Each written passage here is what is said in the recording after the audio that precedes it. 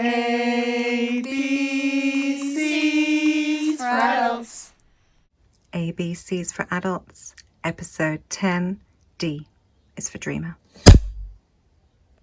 Hey guys, welcome to another episode of ABCs for adults. For adults, the things that maybe would have been kind of handy if we'd learnt them in school.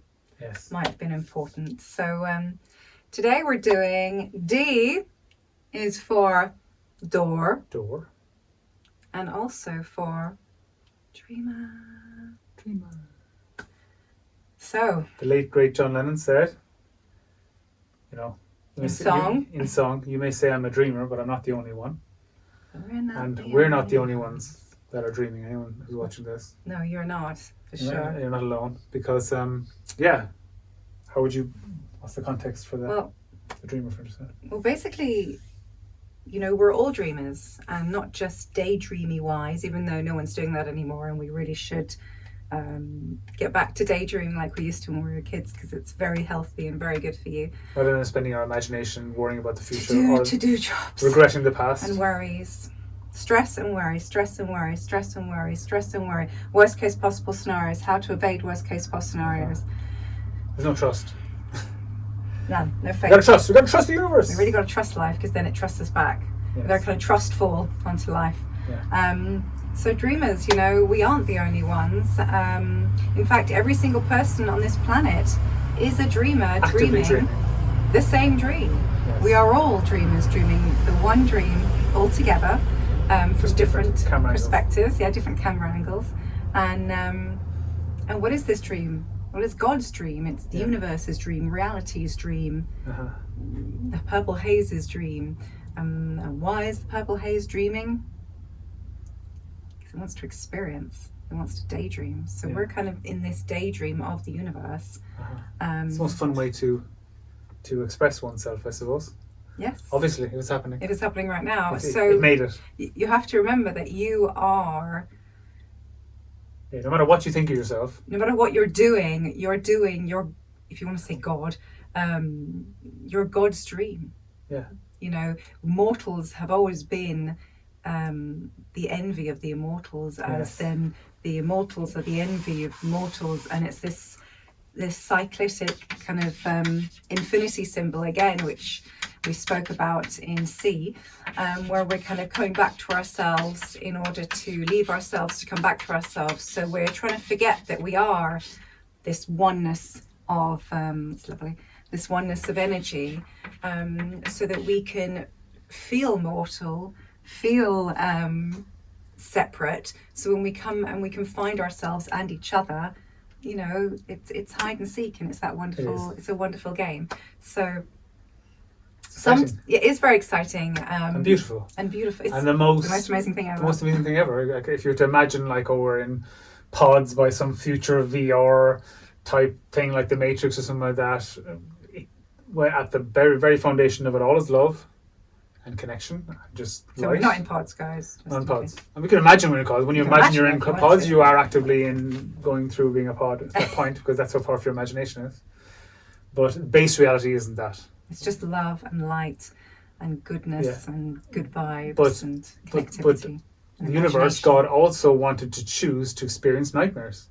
Wanted to experience the and whole taste, spectrum. Because everything contains its exact opposite. You don't know what hot is unless you've felt cold, vice versa. And love and indifference, I suppose. Yeah, fear. And fear, yeah. So you have to experience a nice dose of the opposite in order to be able to feel when you feel the greatest ecstasy. At that very moment, your whole mind and everything else and your being is comparing it to the worst thing that's ever happened to you. And that's what it's the yardstick. That's what we're trying to do, I suppose. Yeah. This whole story is we're all creating yardsticks that we can compare to. So, we can feel good. So we can feel something a bit like a symphony. So that's what this dream is that we're doing. We're kind of on this, when you go... where you listen to any kind of piece of classical music or even other kind of music, there's this build up and there's this tension and then there's this explosion, and that's kind of a little bit like the heartbeat, so we're going up to go down to go back up again. It's movement. You're not waiting for the song to be over. It's over. So you have to enjoy the notes and the spaces in between the notes. We have to enjoy the ride. That this whole thing is to enjoy the ride, the journey, rather than the destination, because the destination is death. And that's not really, otherwise just bore and die. That's not as exciting as living 70 to 100 years, or even only 25, or even 40, or whatever it is. However many pages there are in our story, it's one complete thing. And it's so sometimes we think that, a bit like we've mentioned, I think, before, with that funny Pixar film, kids film Inside Out, isn't it? Inside Out, yes. Yeah. That they have this funny scene, it's a really freaky scene, where they're trying to wake her up and they're trying to do some nightmare scenario. And our bodies do that. They kind of give us a nightmare, so we all wake up, or we've got an arm squash, so we need to go and do a wee in the toilet. We need to have that shock, because we're just kind of on autopilot so much that we're so lost in jobs and in this reality. In this reality, which is what we're supposed to do. Yeah, but eventually, the universe wants to wake up to itself and experience itself fully. So that's what the point of this whole find itself. The universe wants to find itself. Find itself. Yeah. So to find itself, it has to wake up to itself. To wake up to itself, it needs a jolt sometimes. And certain people, I mean, we've all heard stories of people who are suddenly awakened because they experienced some tragedy in their life, because instant enlightenment from just such depth of trauma and pain, because their reality is shaken to such an extreme that they don't believe in it anymore. And so they just kind of subscribe to they that, snap out of it, and it may require a certain amount of nightmarish kind of scenarios to occur, or close to nightmarish this is scenarios. Crazy. This is just mad, for the vast majority or a critical mass of people to not buy it anymore, and to wake up and kind of go, look, why are we standing for this particular way things are being run? It's not really fun for all of us, for many of us, any of us. So so it may require some kind of nightmare situation in order to wake us up. And the world is kind of getting slowly a bit more nightmare-y. Yeah. A bit more 1984-y, Brave New World-y. I mean, a lot of people aren't even aware, because they're in their own, they've got their own track and they're in their own lives.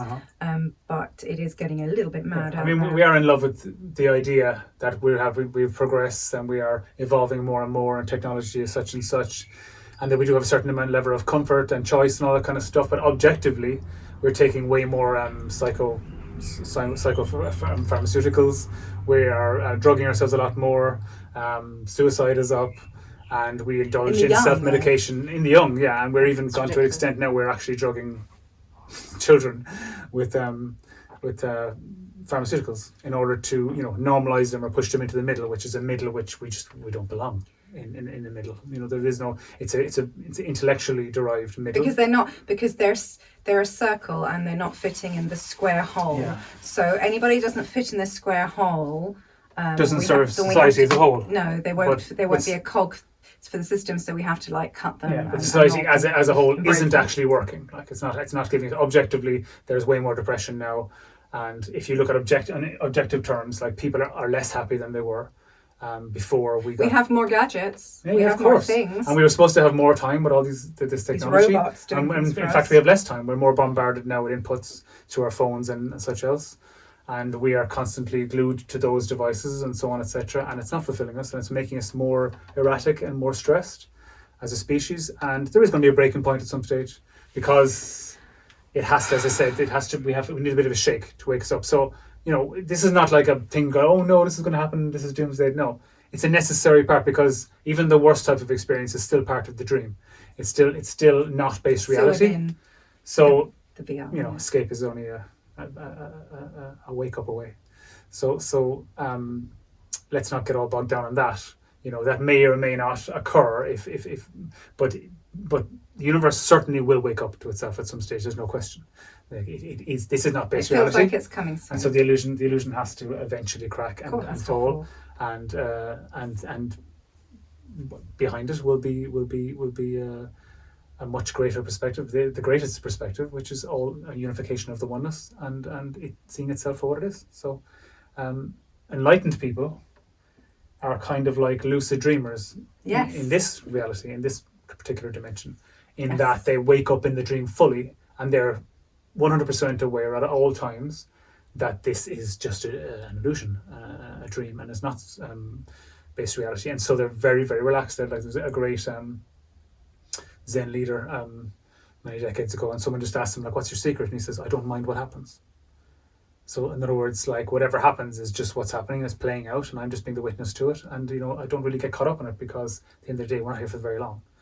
And on your deathbed, you're not going to be thinking about the things that you think are important now. So Lovely. No, that's true. Acceptance. But it doesn't mean, like we did an A for acceptance, doesn't mean to sit back and allow people to abuse you. No, of course not. So you can become the lucid dreamer. Yes. In this reality, you can just, and we're finding ourselves being more awake as time goes on, and the more parts of the day. The more fortune comes to you, the more kind of luck. I really do feel that, what you emanate out is what kind of what you attract your same energy level or energy frequency, whatever you want to call. So when you're putting out good energy and good vibes, you do become like super fortunate with things, just small things, not like winning the lottery, because sometimes that's actually a curse, but with just little things going your way, just to make your day easier or more sparkly or more wonderful, and just being thankful and having gratitude for everything is just gratitude so is a big important. thing, because we're always, especially the way our society is set up now, we tend to always be looking at the lack and what we don't actually have. Whereas if we actually spent even a minute a day being thankful for what we actually do have, even 10 seconds, just something as simple as your health, that you're not actually like in a hospital bed or even if you are, for what you have right now, that you're still alive. There's always, if you're still alive, there's always a silver lining. And it's finding that silver lining. And the more you look into the silver lining, the more you tend to get more of that silver lining. And that seems to be, you attract more of the silver lining, So is that the dreamer, Francesca? So basically, guys, we just want to say to you that you are not the only ones. Yes. And we're all here together, dreaming this dream together. And don't worry, it's all okay. It's all wonderful. And you really are the stuff of dreams of the universe, reality, you deserve God, to be whatever here. you want to say. And you deserve to be here. Yeah, and you're not alone. No. You might feel lonely sometimes, but you're certainly not alone. And if you feel that something's not quite right with the world, a splinter in your mind, as Morpheus said, it's not just you. And I think that's the big message we're trying to convey, and to so many people who feel so lost and alone with the feelings of something just doesn't feel right. All the people that are trying not to allow that feeling to come in and to busy themselves because they don't want to entertain that. Don't worry, it's all gonna, it's all, spoiler alert, light wins in the end. It's all gonna be good. Yeah. Exactly. So again, thank you for being with us, and we'll see you for, I think this is the only D we're gonna do, actually. E's are next, isn't it? We're gonna go straight for some chunky E's. Some chunky waiting, but this is the only D. So so Francesca did a lovely trippy door. The doors of perception. Yeah. Go through that door, guys. Hand on heart, trust that everything will be okay. Really have faith, everything's going to be okay. You just try it out. Try and feel like you're in a dream. Feel that you're a dreamer in a dream. Don't do anything dangerous. We're not condoning jumping off buildings to test you can take fly. off from the ground first. But just treat everything in a very kind of soft way of just, hey, this is going to be okay. Just try not taking it so seriously and see what happens. Remove the gravity that you have power over, that part of the gravity, the internal Remember gravity. the outward journey, like we talked about in consciousness, the outward journey was all about taking it all seriously, but you're coming back to yourself, you start taking it a little less seriously, and that's the yardstick, I suppose, for feeling the freedom then that you feel when you let go more. It's like, wow, okay, I don't actually need to be stressing so much or carrying all that weight. Yes. Ciao for now. Bye, guys.